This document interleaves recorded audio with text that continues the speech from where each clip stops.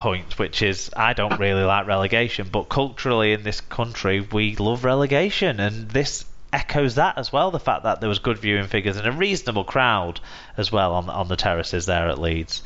Anyway, where are we at? Neil McEwen. Oh dear, Leeds are completely dog shit. Haha, Robert Louis looked lost tonight. KR wanted it more. We're first to every loose ball and played it like a sevens match at times. Always in our shadow says, how shit was Leeds? Answer, very. Tom Andrews says, was not looking forward to this one, but it's nice to be wrong sometimes. The ex-Lead boys really stood up in this game. Maguire ran the show, Garbett ran a marathon, and Quinlan continues to be our best player in recent memory. We got up and shut up.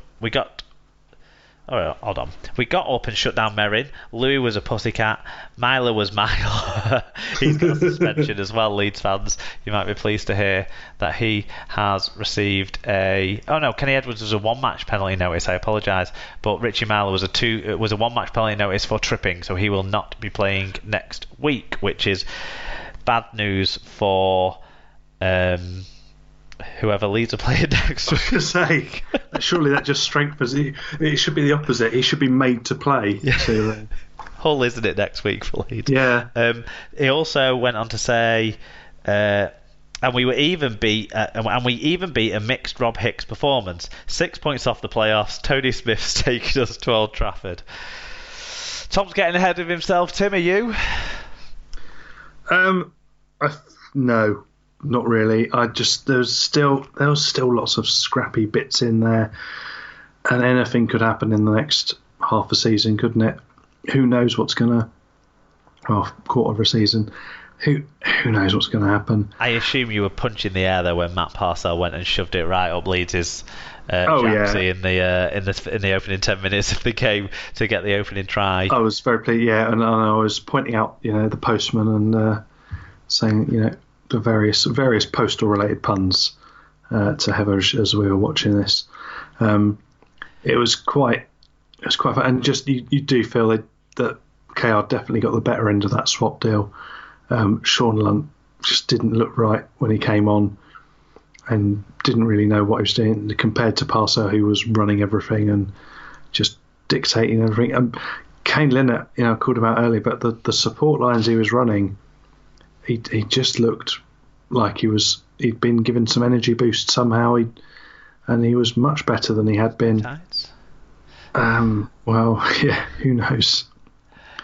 Has he been to Cronulla lately? So you, I literally only got to see the highlights of this because I didn't have my Skybox set up yet at the new house, so I didn't get to record it and watch back, which is what I would normally do. But just seeing the highlights, I mean, I think you're going to struggle picking out your highlight moment in this because there was some really nice bits of rugby league played in this game from what I saw, and I didn't see a lot. Yeah, I mean, I think the first couple of tries particularly really got me going and thought this is going to be good fun. It was a really good performance in that first bit. I don't understand. I won't get negative yet, but the first couple of bits, just the very, very Tony Smith type play of trying to keep it fast, trying to attack, trying to have that sniper in Parcell to just come round the fringes and really get on it. And again, it seemed a much more controlled performance as well. There wasn't lots of sort of flying out of defence, or when we had to defend, when KR had to defend, they were just doing it in a bit more structured but a bit more sensible way. So they were making sure that they were going together and they weren't just leaving people come out the line. My slight was Harvey Levette. I think he had a bit of a shocker. Dropped two, scored one, and then gave a penalty away, which led to another. So he was a bit all over the place, but he's someone I don't really rate anyway. So it's sort of just added to my fuel to my fire. I don't know if it's just an irrational for mistakes and counting them double. Yeah, and I don't know if it's just because he's so brightly ginger, you notice everything he does. Racist. Well, he brings it on him, so it's the no, I know what you mean. It is true. But that Quinlan try, yeah. I mean, it's the Netball World Cup at the moment. Some of that was like some of the stuff you get around the little D in netball, fizzing the ball from one direction to another without having a step before you're passing it. It was really nice, quick hands, wasn't it, throughout that? Yeah, well, I can't remember who said about being a sevens match, but it was that sort of almost Fijian style of just boom, boom, boom, boom, boom, just little tiny little passes. But that is a Tony Smith thing. Is little passes in switch directions to get to muddle up defences. That's something that I've seen him introduce before, so it doesn't surprise me in some respects. It did get scrappy at a couple of points. There was bits where it sort of dropped a bit. Certainly, sort of middle of the second half, it just got a bit turgid, and the Dwyer try. There was quite a high penalty count, and there was a lot of goals from Leeds as well in the game, so that will have got on top of things. There was a high penalty count, but a really shit ability to convert the penalties into points. The Dwyer try annoyed me a bit because it was off the back of that fantastic play of the ball from Donaldson, but from Cahill there just wasn't enough marking up in defence. There wasn't, right, that's my man, that's who I'm hitting. It was a bit of muddle and lack of communication. I don't know if it's with all the changes. They're just not settled in combinations. So they don't know who's going to go where. But they just think in the middle defence that's less of it. It's going to be less of an issue. But it's going to happen at times because I don't want to break it to Tom Andrews too much, but this is still a not very good team. This is still a team that was absolutely butchered by Wigan a week ago. But they turned up for this occasion massively, and one man in particular got 3 points from the man of steel. He got 3 points in the Albert Goldthorpe. He gets all the accolades, doesn't he, on his 400th career appearance, his final appearance at Emerald Headingley Stadium as a professional rugby league player. Talk to me about Danny Maguire. Was he your man of the match as well? I think he was definitely him and Quinlan. I think Quinlan for sort of the moment. Yeah. Very much for that try, but Danny Maguire, and I think what was interesting was watching his analysis back after the game as well, and just his standing at the big screen with John Wells, picking out who he was running at, and actually he'd had a couple of it wasn't just him; he's got a call from I think it was Kane Lynott had directed him for one of the tries where he was setting up and pointed out that Brad Dwyer was looking like he was flagging, so he was one to target. So one to go up against. So I think that was good. But yeah, the rugby brain on the guy is just immense. And it was very telling that he was talking about how he plays his best when he's instinctive. He doesn't like structure. He doesn't like playing in you will always break down, cool plays. He is someone who just reacts off the cuff and just goes for it. Yeah. Which is where we've seen his best playing, and eulogised about his support running before, but that is the biggest strength of his game, is that hanging off someone's shoulder and just popping up and pouncing for a try or making a tackle or making an assist or just flinging it. He's knowing exactly where he needs to stand within a 1 square inch. There's no one better. And just the support running is fabulous. It was at times this year he's been really a passenger in games, I think, but this was him rolling back the years, vintage performance, getting in and around the action. He obviously was motivated for this game in particular, and absolutely delivered. And I'm sure the Leeds fans will have begrudgingly enjoyed and respected it every bit as much as the Hull KR fans did, because obviously they do love Danny Maguire. He was frankly abysmal last week at Wigan, so a massive turnaround to be absolutely fantastic this time around.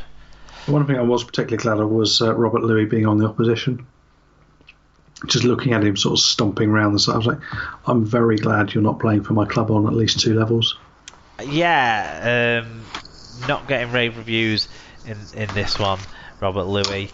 It's a massive shame, isn't it? Not. Fair enough. Anything else in this game? Trent Merrin was his usual whinging self.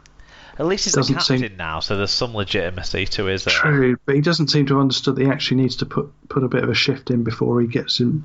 He's able to do that. Well, hold on. 44 tackles, 11 of which were marker tackles, and 124 metres. He put a shift in. Anyway. Yeah. He is a whining baby, but credit credit to him that he does seem to be a hard-working, whining baby. Okay. If there's nothing else on that one, then we'll move on to the biggest game on Friday night, the local Wakefield derby. Castleford. What? Wakefield Castleford. No. 17,088 people, so almost a full house, packed into the totally wicked stadium to watch St Helens sadly dismantle the Wigan Warriors 32 points to 10. It finished in the end. It was 12-4 at half time. Ben Thaler was the referee. In terms of the stats, 461 more metres at 1.7 metres per carry better average game was dominant for St Helens, despite a 2.1% worse team tackle success rate than their visitors. Wigan fell well under the 1,000 metres in this one, so that's not exactly promising. Individually, Tommy Makinson, 2 tries, 185 metres, 2 clean breaks. Luke Thompson, 148 metres. Kyle Amor, who came off the bench in this one and actually really did work hard, 117 metres. And Mark Percival, 9 tackle and 116 metres for the centre there. And for Wigan, a couple of players did good shifts. Sam Powell, 44 tackles, 12 of which were marker tackles. And Liam Farrell, 48 tackles and 124 metres. 2 fan reviews in on this one. Yeah, RLE2393 says need to beat Wakefield at DW Stadium. Well, we do if we want to stay in the top 5, I think. I agree with that. St David said, never been so relaxed at a derby. As Saints eased to victory over a poor Wigan. No pack, no chance. Saints gobbled up the limited attack Wigan threw at them and had more than enough possession and territory to outscore by 5 tries to 1. Farge, Lomax, Thompson and Makinson the picks. Lees and Bentley are both developing nicely. By the time I get back from the hills in 2 weeks, we may well have won the League Leaders' Shield. Coys. Yeah. So Wigan have been playing pretty well over the last few weeks. Certainly the last 3 weeks we'd started to see a much more fluid, inventive, exciting attacking Rugby League side that also wasn't losing on their defensive standards either. And probably a side that certainly looks like a playoff contender. What we saw on Friday night was what Wigan still need to aspire to and what every other club in this competition needs to aspire to, because St Helens are magnificent.